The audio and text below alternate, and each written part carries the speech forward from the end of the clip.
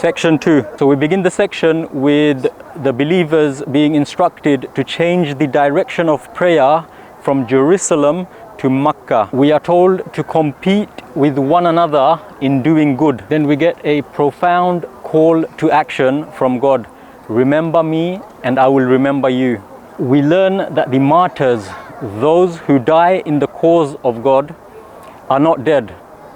Indeed, they are alive, but this is not something we can perceive. God tells us that we will be tested in various ways in our lives. Give good news to those who endure patiently. We are instructed here to walk between the hills of Safa and Marwa. This is one of the pillars of the major and minor pilgrimage. We also get a verse which is the most fundamental message of the Qur'an. Your God is only one God. There is none worthy of worship except Him, the most compassionate, the most merciful. God also mentions many of His creations and says that in all of these are signs for people of understanding. Humanity is told not to follow the footsteps of Satan.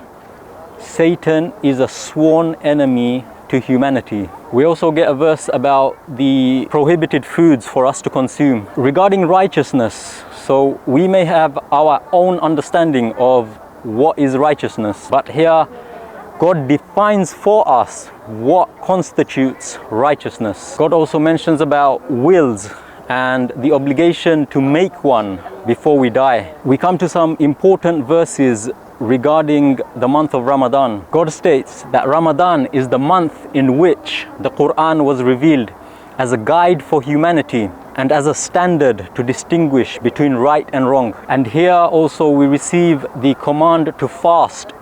God tells us the reason why fasting has been prescribed for us. We are also warned in this section against committing sins related to finance, and here in particular there is the mention of not to consume one another's wealth and not to engage in bribery. We then get some verses regarding the commands and rules of fighting and warfare, which God begins by saying, fight in the cause of God against those who wage war against you, but do not exceed the limits.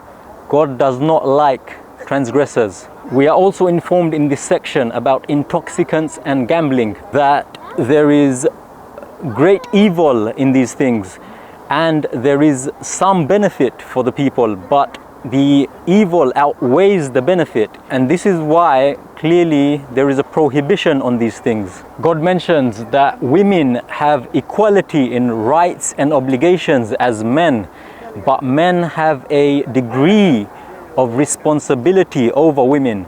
This is stated to us by the Almighty, All-Wise. We go through several verses in this section talking about divorce and the rulings and the etiquettes around it. Also in this section is where we are commanded to pray the 5 daily prayers. We then come to an interesting point regarding wealth, which is a hot topic for everyone pretty much around the world.